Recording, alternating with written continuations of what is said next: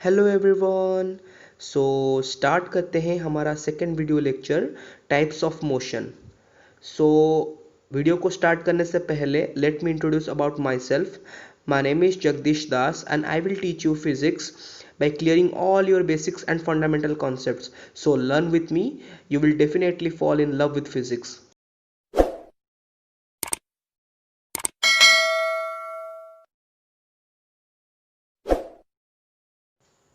So guys, अभी हम बात करेंगे टाइप्स ऑफ मोशन के बारे में। So basically types of motion में हमें इन 5 टाइप्स ऑफ मोशन को पढ़ना है, तो वन बाय वन हम डिस्कस करेंगे। डेफिनेशन के साथ साथ उनके कुछ एग्जांपल्स को भी हम ठीक से समझेंगे। तो फर्स्ट वीडियो लेक्चर में इंट्रोडक्शन पार्ट में हमने मोशन के मेन पर्पस के बारे में पढ़ लिया था। रेस्ट क्या होता है, मोशन क्या होता है, उनके डेफिनेशन के साथ उनके कुछ एग्जांपल्स और रेफरेंस फ्रेम के बारे में पढ़ लिया था। और आज का हमारा टॉपिक होगा टाइप्स ऑफ मोशन। तो एक एक करके हम शुरू करेंगे। So our first type of motion is random motion. So basically what is random motion? Random motion means a particle do not moves along a definite path. That means अगर एक particle का पाथ फिक्स नहीं है, उसका path definite नहीं है, indefinite है, तो उस ऑब्जेक्ट का मोशन को हम बोलेंगे रैंडम मोशन। मतलब वो ऑब्जेक्ट रैंडमली मूव कर रहा है, एक फिक्स पाथ पे मूव नहीं कर रहा है। So let's take an example. तो फर्स्ट एग्जाम्पल है motion of dust particle in air. तो एयर में जो डस्ट पार्टिकल का मोशन होता है उसे भी हम रैंडम मोशन का एक एग्जांपल मानेंगे। दूसरा एक एग्जांपल है मोशन ऑफ हनी बीज फ्लाइंग इन एयर। एयर में जो हनी बी मोशन कर रहे हैं उनका मोशन को भी हम रैंडम मोशन बोलेंगे। तो ये हो गया रैंडम मोशन का डेफिनेशन और उनके 2 एग्जांपल्स। तो नेक्स्ट चलते हैं second type of motion, that is translatory motion. So what is translatory motion? Translatory motion means every particle has the same displacement. तो फिलहाल अभी हम डिस्प्लेसमेंट के बारे में नहीं पढ़े हैं, आगे बहुत डिटेल में इसको पढ़ेंगे। तो अभी सिर्फ आप इतना समझो कि एवरी पार्टिकल, हर एक पार्टिकल का डिस्प्लेसमेंट सेम होता है, तभी हम बोलेंगे कि वो ऑब्जेक्ट का ट्रांसलेटरी मोशन हो रहा है। तो ट्रांसलेटरी मोशन का पाथ 2 हो सकता है, एक होता है स्ट्रेट लाइन पाथ और दूसरा हो सकता है कर्व्ड पाथ। तो अगर मोशन का पाथ स्ट्रेट लाइन होगा तो उस मोशन को हम बोलेंगे रेक्टिलिनियर मोशन। अगर मोशन का पाथ कर्व होगा तो उसे हम बोलेंगे कर्विलिनियर मोशन। तो बेसिकली ट्रांसलेटरी मोशन का ये 2 टाइप हो गया, रेक्टिलिनियर एंड कर्विलिनियर। उसके पाथ के हिसाब से हम उस मोशन को डिफाइन करेंगे। तो या तो वो स्ट्रेट लाइन होगा या तो वो कर्व पाथ होगा। So our third type of motion is rectilinear motion. Rectilinear motion of a particle along a straight line path. तो अगर एक पार्टिकल का मोशन का पाथ स्ट्रेट लाइन होगा तो उसे हम बोलेंगे रेक्टिलिनियर मोशन। तो basically rectilinear motion translatory motion का एक पार्ट होता है।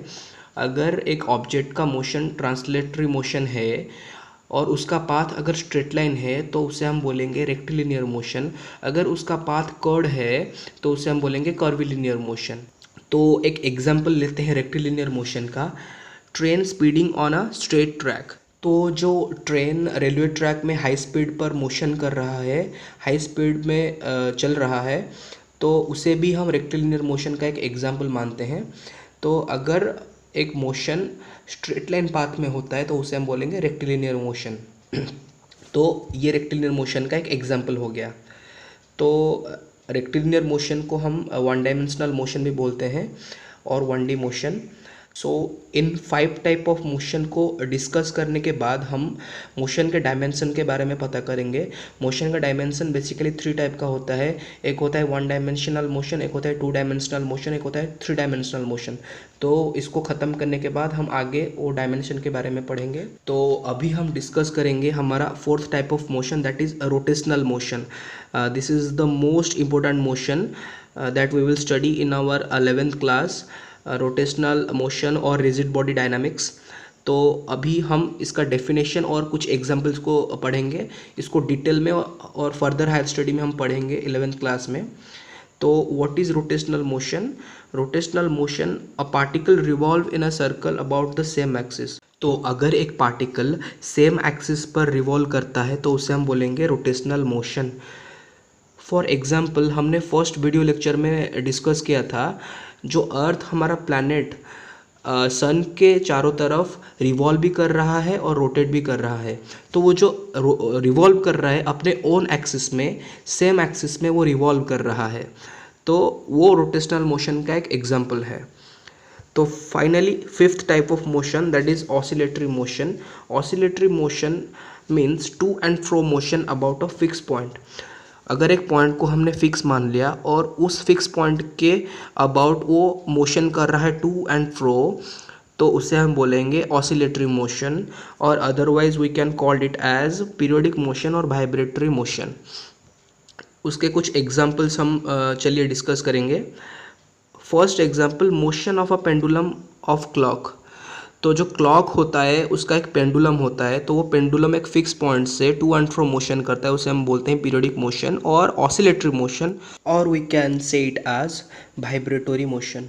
So next we will talk about the various dimension of motion. Again, these are the three types: 1D, 2D and 3D motion. So first we will study motion in one dimension. Motion in one dimension, or otherwise we can call it as one dimensional motion or 1D motion. So motion along a straight line path.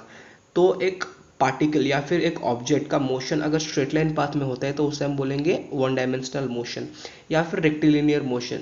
अभी अभी हम पढ़ के आए हैं, तो one dimensional motion या फिर रेक्टिलिनियर मोशन। जैसे कि example, train is moving on a straight line is performing one dimensional motion. तो इसका एग्जांपल भी हम डिस्कस कर चुके हैं। तो अभी थोड़ा डिटेल में हम इसको समझेंगे।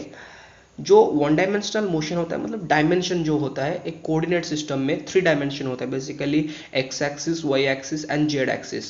सो एक्स एक्सिस और वाई एक्सिस और जेड एक्सिस। सो ये जो 3 एक्सिस होता है, अगर एक पार्टिकल का मोशन एक ही डायमेंशन में होता है, या तो वो एक्स एक्सिस में हो या फिर वाई एक्सिस में हो या फिर जेड एक्सिस में हो। अगर एक पार्टिकल का मोशन एक ही डायमेंशन में हो रहा है या फिर एक ही एक्सिस में हम इसे रिप्रेजेंट कर रहे हैं, तो उससे हम बोलेंगे मोशन इन वन डायमेंशनल। तो ये हो गया मोशन इन वन डायमेंशनल और उसके कुछ एग्जाम्पल। सेकेंड हम चलते हैं मोशन इन टू डायमेंशन और मोशन इन प्लेन। जो तो प्लेन में मोशन होता है, जैसे कि अभी हम डिस्कस किए कि कोई भी एक डायमेंशन में अगर एक पार्टिकल का मोशन होता है तो उसे हम बोलेंगे मोशन इन वन डायमेंशन। तो मोशन इन टू डायमेंशन में हम प्लेन में मोशन करेंगे, तो वो 2 एक्सिस आ जाएगा, एक्स वाई या फिर वाई जेड या फिर जेड एक्स। तो कोई भी 3 हो सकता है, एक्स वाई, वाई जेड या फिर जेड एक्स। अगर एक्स वाई में होता है तो उसे हम बोलेंगे प्लानर मोशन, या फिर हम इसका 2 एग्जांपल लेते हैं, एक होता है प्रोजेक्टाइल मोशन, एक होता है सर्कुलर मोशन। तो मोशन इन टू डायमेंशन में इस 2 टाइप ऑफ मोशन होता है, एक होता है प्रोजेक्टाइल मोशन, एक होता है सर्कुलर मोशन और प्लानर मोशन। तो एक प्लेन में ऑब्जेक्ट मोशन कर रहा है तो उसे हम बोलेंगे motion in two dimension. X axis और वाई एक्सिस में हम प्लेन में उस ऑब्जेक्ट को रिप्रेजेंट करेंगे, उसका मोशन को हम रिप्रेजेंट करेंगे, या तो एक्स वाई हो या तो वाई जेड हो या तो जेड एक्स हो। एक एग्जांपल लेते हैं, if you are driving a car turning left and right, also you are moving in a plane performing 2D motion. ये हो गया उसका एक एग्जाम्पल। अगर आप एक कार चला रहे हो और आप अपने स्टीयरिंग को लेफ्ट राइट मूव कर रहे हो, तो आप 2 डायमेंशनल मोशन में हो, मतलब आप 2 डायमेंशनल मोशन कर रहे हो, आप एक प्लेन में हो, तो उस मोशन को हम प्लेन में रिप्रेजेंट करेंगे। तो ये हो गया मोशन इन 2 डायमेंशन के बारे में। अभी हम चलते हैं motion in 3 dimension, 3D motion. So 3D motion, motion in a space. जो स्पेस में जो मोशन को हम ऑब्जर्व करेंगे उसे हम बोलेंगे मोशन इन 3 डायमेंशन। जो कोऑर्डिनेट सिस्टम होता है, इसमें तो मोशन इन 2 डायमेंशन में तो हम कार्टेशियन प्लेन लेंगे, इसमें हम 3 डायमेंशनल मोशन को तीनों डायमेंशन में रिप्रेजेंट करेंगे, X axis, Y axis and Z axis, तीनों mutually perpendicular to each other.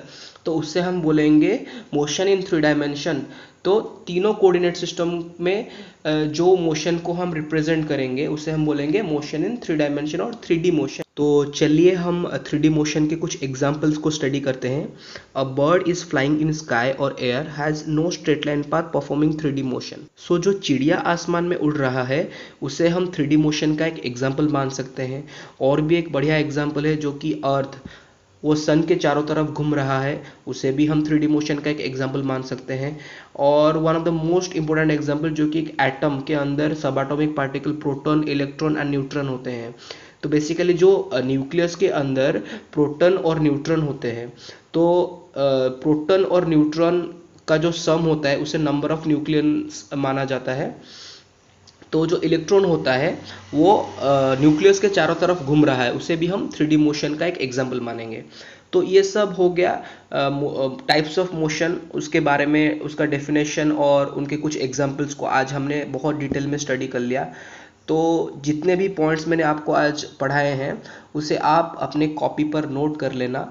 जहाँ पर भी आपको डाउट आ रहा हो या फिर कोई भी चीज़ आपको समझ में नहीं आ रहा हो, तो आप तुरंत अभी लेक्चर ख़त्म होने के बाद कमेंट बॉक्स में उस डाउट को डाल देना, आपको इमीडिएटली उस डाउट का सॉल्यूशन रिप्लाई में मिल जाएगा।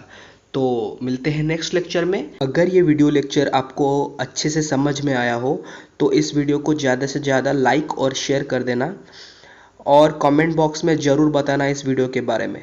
So thank you for watching this video.